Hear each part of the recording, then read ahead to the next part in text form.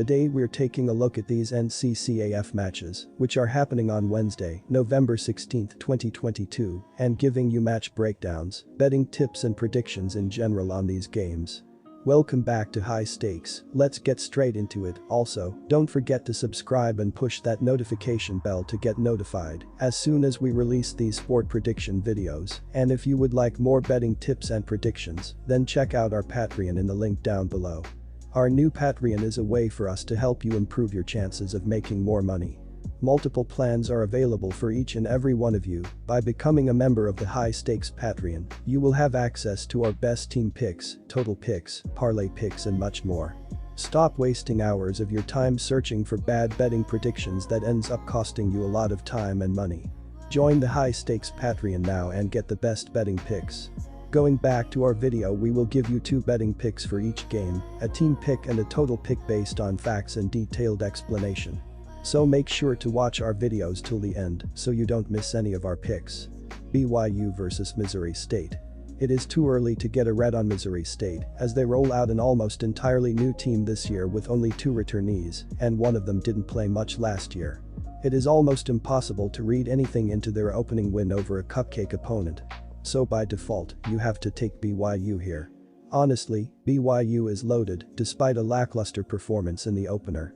This is a team that may arguably be better than last year, and they pushed South Dakota State in their last game, a loss. The Cougars will have no problem taking care of business here against Missouri State. Take BYU to cover. The over is 7-1 in the Bears' last 8 overall and 5-1 in their last 6 following a straight-up win. Missouri State also boasts 2 scorers from the Power 5 level in Mason and Moore. BYU has not been knocking down the 3-ball too often so far, but I expect that will change against MSU. The Cougars are 40th overall out of 365 teams in team possessions per game, 79.0, as well. With that said, I'm betting the over at 147 total points scored. Texas vs Gonzaga. The Gonzaga Bulldogs continue their annual tough early season schedule as they get set to take on the Texas Longhorns on the road.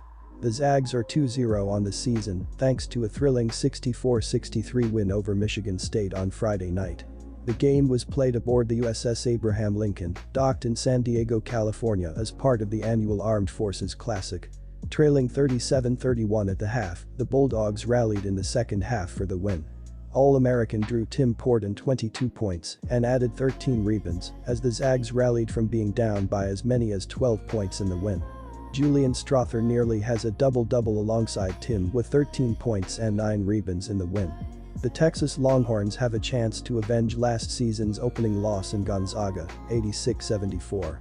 The Longhorns were welcoming a new coach, Chris Beard, and a new scheme against the number 1 ranked team in the country at that time.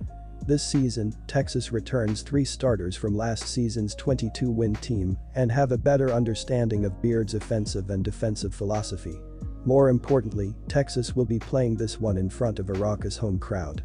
The Longhorns have started this season off on the right foot with 2 straight home wins. The Texas backcourt has been the story with Marcus Carr and Therese Hunter combining for 51 points through the first 2 games. Texas is coming off of a 50-point win over Houston Christian, in which the defense held them to just 31 points. Texas has the home court advantage in this one, but the Zags are their first top-notch opponent this season. The Zags have already battled against Michigan State and survived a sluggish start to pull out the win. For Texas to win, they will need to replicate their efficiency on offense that they've shown so far, albeit against inferior opposition. I don't like their chances against a very seasoned Zag squad that will be able to pound the ball inside and shoot at a high level. The Texas defense is and will be one of the best in the country.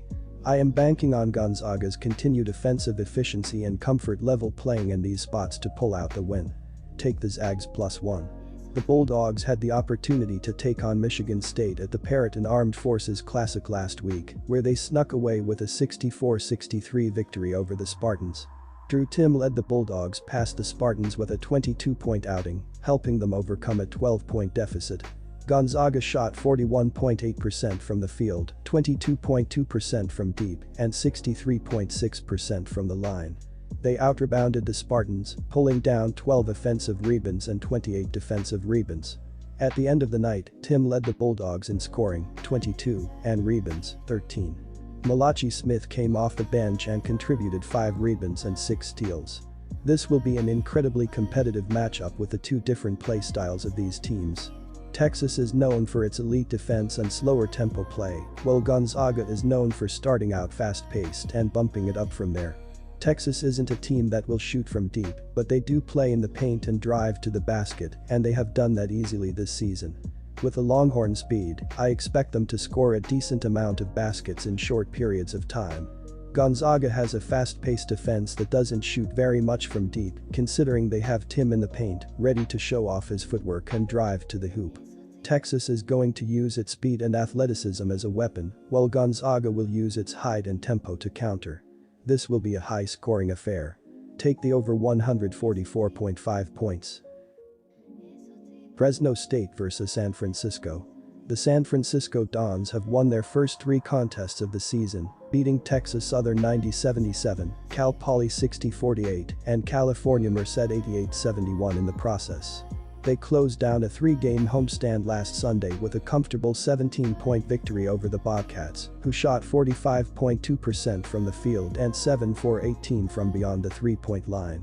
After a 69-56 home victory to the Fresno Pacific Sunbirds in their season opener, the Fresno State Bulldogs suffered a 61-54 defeat to the UC Santa Barbara Gauchos this past Friday.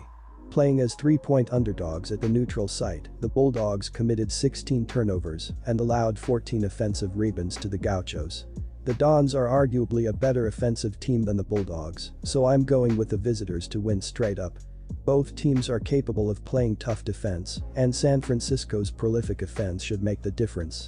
This is the clash of the two completely different approaches. While the Dons prefer to push the ball in transition, the Bulldogs love to play at a very slow pace. The hosts will come out on top only if they find a way to shut down the Dons in transition, and that's going to be a tall task. San Francisco is 5-1 in its last 6 games overall and 6-1 in its previous 7 outings away from home. On the other side, Fresno State has dropped 5 of its last 7 contests at any location. Take the San Francisco Dons to win. Fresno State failed to demonstrate any great scoring ability in their game against UCSB. In that match they were only able to muster 54 points. The good news for Fresno is that US's defense isn't quite as stout as the Gauchos.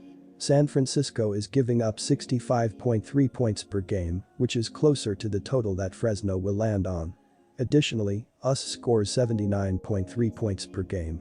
San Francisco will be able to establish their tempo against the smaller Fresno State squad. This will give the advantage to San Francisco.